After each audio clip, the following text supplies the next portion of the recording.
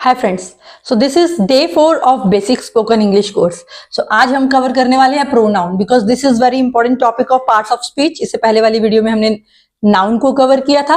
Pronoun हमारा language में क्या रोल प्ले करता है, इस वीडियो से हम सीखेंगे।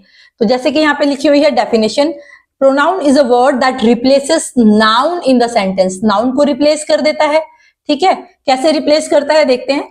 एग्जाम्पल लिखा है यहाँ पर, Ram is a player, Ram is captain of our football team, Ram is very intelligent. अब राम जो है हमको पता लग गया हमारे प्लेयर है, और उसके बाद राम दोबारा आ रहा है, Ram is captain of our football team. तो जब ये दोबारा राम आया है तो इसकी जगह पे हम यूज कर सकते हैं ही। ठीक है, इस तरीके से ये नाउन को रिप्लेस करता है इंग्लिश लैंग्वेज में। अगेन फिर से राम आ गया तो फिर हमने यूज कर दिया ही। तो बार बार नाउन यूज करना इट लुक्स क्वाइट ऑकवर्ड, तो उसकी जगह पे फिर हम लैंग्वेज में प्रोनाउन यूज करते हैं। आइए देखते हैं kind and function. Okay, there are 8 kinds of pronoun that works differently in English language. जो 8 तरीके के प्रोनाउन होते हैं वो हमारी इंग्लिश लैंग्वेज में अलग अलग रोल प्ले करते हैं। पहला है आपका पर्सनल प्रोनाउन। ये यूज होता है सब्जेक्टिव केस, नाउन को हटा देता है। डायरेक्टली जो नाउन नेम होते हैं उनको रिप्लेस करके ये वाला प्रोनाउन यूज होता है, पर्सनल प्रोनाउन। ये देखिए 7 होते हैं ये, he, she, it, I, you, we, they. जो ही, शी, इट है ये सिंगुलर कैटेगरी में आएंगे क्योंकि अपने साथ सिंगुलर वर्ब लेते हैं। I, we, you, they plural category में आएंगे क्योंकि अपने साथ प्लूरल वर्ब लेते हैं। आई इज एक्सेप्शनल केस, भले ही एक जने के लिए बात हो रही है बट ये अपने साथ प्लूरल वर्ब लेता है, इसलिए मैंने उसको इस कैटेगरी में रखा। So second case pronoun is objective case pronoun. Objective case pronoun में क्या होता है कि जब हम सेंटेंस में एज एन ऑब्जेक्ट वर्क करते हैं। फॉर एग्जाम्पल आप एक सेंटेंस देखिए, my mother bakes cookies for me. अब कुकीज बेक किसने की? My mother. तो सब्जेक्ट क्या हुआ? My mother. हाउएवर जो कुकीज बेक की गई वो मिली किसे? मुझे। तो उस एक्शन का रिसीवर कौन हुआ? मैं। तो ये सेंटेंस में रिसीवर की तरह पे काम करते हैं जब उस एक्शन का रिजल्ट आपको मिलता है। तो my mother bakes cookies for me, give this pen to him, ये पेन उसे दे दो। तो देने वाला कोई और है, मिलेगा किसी और को। तो ऑब्जेक्टिव केस प्रोनाउन सेंटेंस में रिसीवर का काम करते हैं। आगे देखेंगे possessive case pronoun, his, her, hers, my, mine, your, yours, their, theirs, our, ours, its. तो बेसिकली ये जो मैंने लिखा है माई, माइन, एस लगा के जो पजेसिव केस प्रोनाउन लिखे है, इसमें पजेसिव केस प्रोनाउन होता क्या है? पजेसिव केस प्रोनाउन शो करते हैं बिलोंगिंगनेस को। For example, this is my pen, this is my pen. तो ये पेन मेरा है, तो इस पेन का रिलेशनशिप है मुझसे। This is my pen.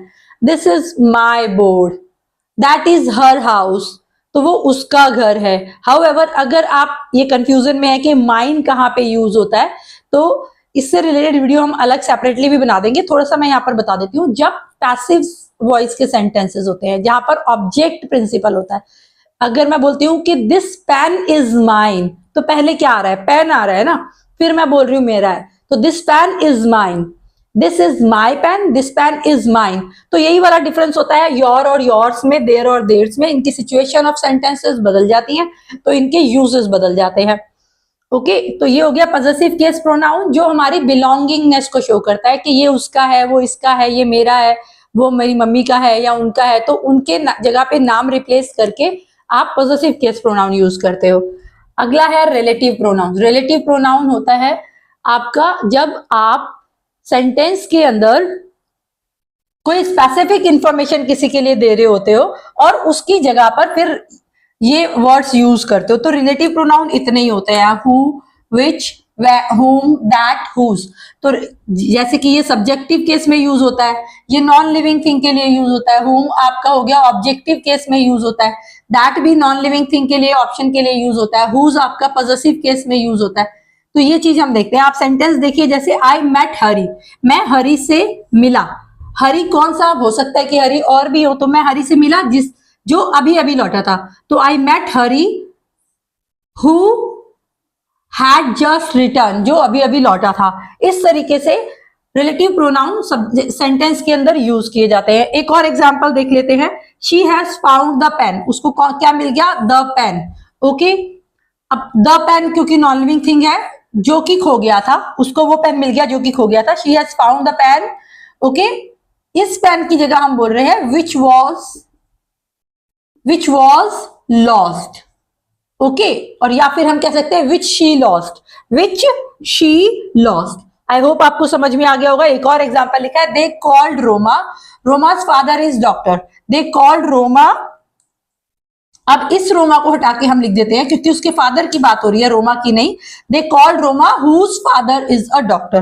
तो ये बेसिकली हमारी स्पोकन इंग्लिश में यूज होने वाले प्रोनाउन होते हैं।